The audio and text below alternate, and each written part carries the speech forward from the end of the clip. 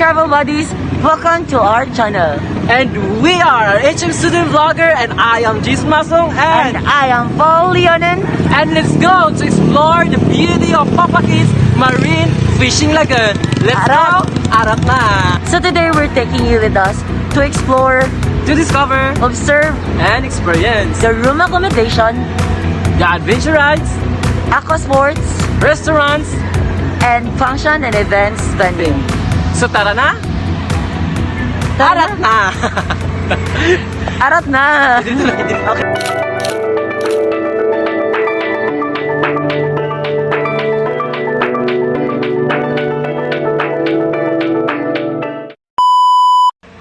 So now we're heading at the adventure park. Right. So we try the, what we call that? Hanging bridge, okay? Hanging bridge. It's my first time to take that, no? This is my first time to riding that. Riding? Riding! Going to the adventure rides, you will see the Ruben's Talabahan. Okay. If you want to eat some talaba, you can go there to Talabahan of Robins, okay? And now you're seeing the people here smiling and taking fish or fishing, picking. Oh, fishing, picking. Okay. This is called of marina fishing. People out there, look at them. Okay. So actually, people are happy, no? As a nation student, seeing people happy makes us happier. Comfortable. Okay. It's like hospitality. Look at them. Look at them. Look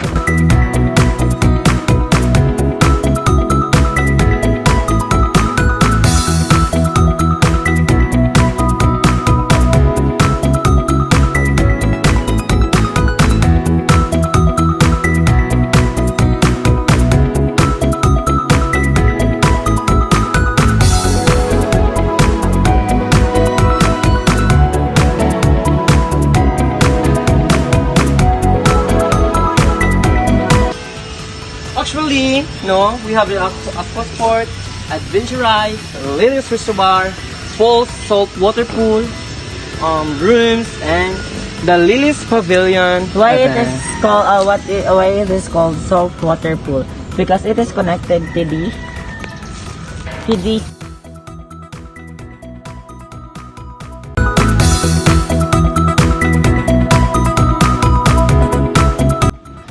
now. Hello. Actually, we are seeing tuyong there. So lami. If you try that, it's so lami. Yes, No. Gio. It's scary but it's yummy.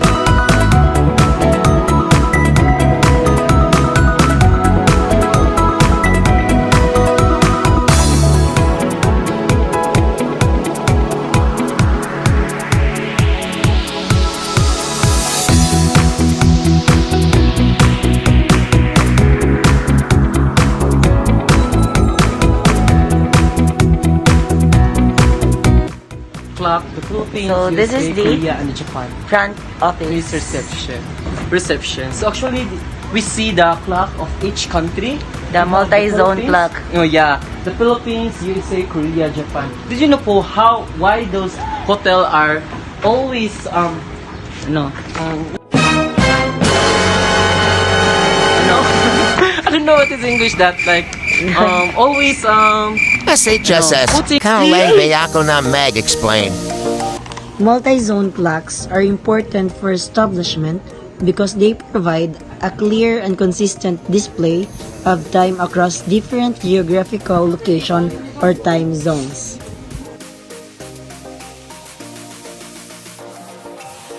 we're here to the horseback riding in the Papa Kids. So you see the girl picturing the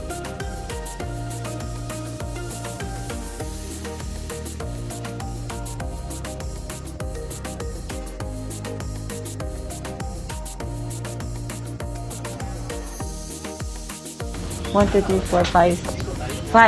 Five horse. yeah. 6 horse. Okay. Let's go.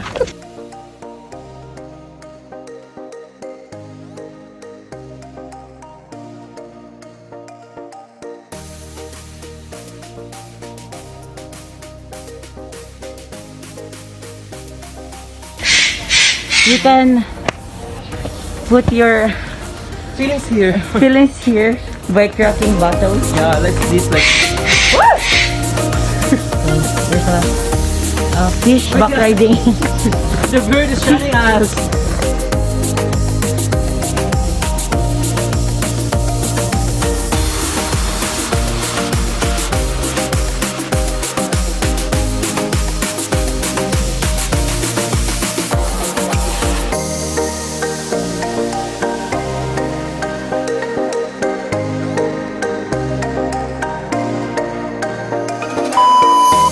So we should try it later. You know, the hanging bridge.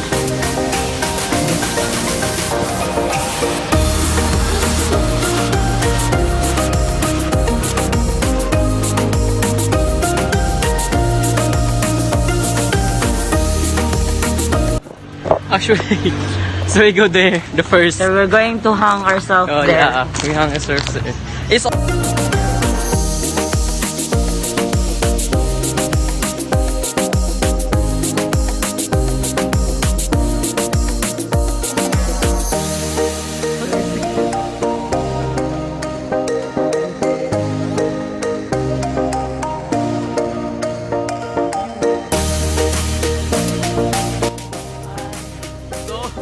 I'm just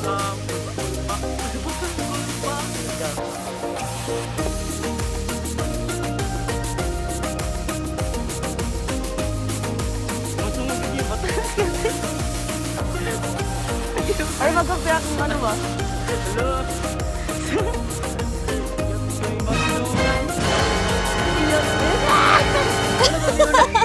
Oh my god, guys!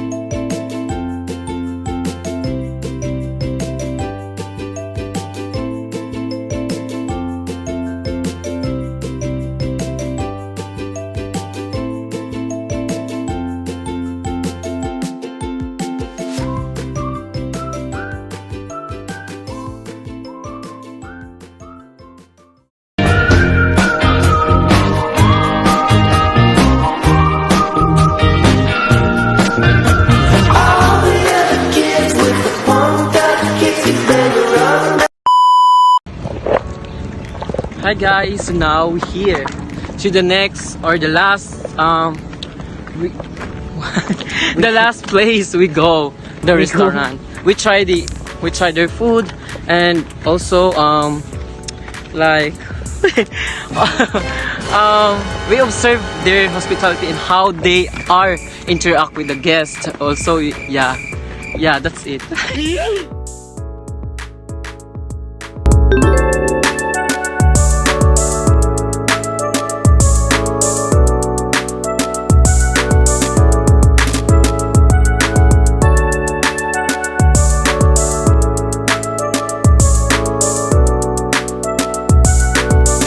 So Paul, how do you experience hanging bridge? So far, it's nerve-wracking and I'm so nervous. Char. It's good that it's bitin. Char. Hi, Masong. Hi. How's the hanging bridge? Actually, it's good. From the start, it's like scary, you know, because the bridge is like dancing, and Paul like that, like she's scared also. But if you are always confident, it's a good. So by the way, the fishing lagoon of Papakit is new and actually it's a peaceful and with a view of nature. Like if you feeling well or not feeling well, I mean, is you can go there with their beauty and vibe. Then grabe ka releasing jud ilang kanang ilang mga kanang vibe diri kanang grabe jud peaceful and also kanang indot siya no?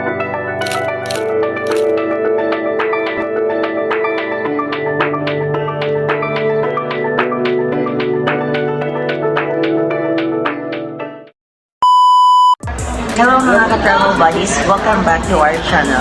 And now we're going to give some advice or tips regarding to their service based on our own observation. So as a HM student, so we would like to give tips about their establishment and it's based on our experience. So, no? So hello Papa Kids team. So we've been following your progress and some suggestions based on our observation and online reviews. And you're doing a great job. But here are some few areas where some tweaks can make a big difference. Yeah, first let's talk about service. So we have restaurant speed. So we've noted some comments, no, about slow service in the restaurant. Maybe streamlining the ordering process or adding staff during peak times will help. Another is the staff training. So your staff are generally friendly. It's true. It's generally friendly. Yeah. Then, but the consistent training on top-notch customer service will make every visit even more memorable. Oh, correct. Yes. So also we have the maintenance matters. So regular maintenance is a key addressing minor issues before they become big problems. We'll keep everything looking great and ensure guest safety. Yeah. Yeah. Another is the show off your best. This is most important in some of the establishment, especially to the Papa Kids that of course they offer beautiful scenery, a breathtaking views, and also a ecotourism destination. So this show off your best is for example the zip line and the water sports, especially the hanging bridge, are awesome. Yeah, it's awesome. Make sure your website and social media hide the scenic pictures. It's always update since 2020. So online presence is a key to the to have a successful establishment. But the Papa is I think it's a successful establishment, but it needs some advice or tips to improve more. So if they want to improve, no, so their activities, they are regularly posting different kind of their activities. Like people our guests are people going there. They always posting to gain more guests and other international guests. So keep your website and social media pages up to date. Yeah. And make sure the pricing and hours and also the booking info are correct and updated to make the customers informed regarding to the establishment. So it can it can attract tourists and also visitors. So if the pages are updated. So we hope these suggestions are helpful and we got a great place here and are these small improvements to make it even better. So keep it up or keep the fantastic work. So bye-bye! Yeah, we really enjoy Papa Kids. So really enjoying so much. Thank you for the experience and I hope those tips will help you to improve more. Thank you and I hope you subscribe our channel for our first vlog and please see you soon. Bye.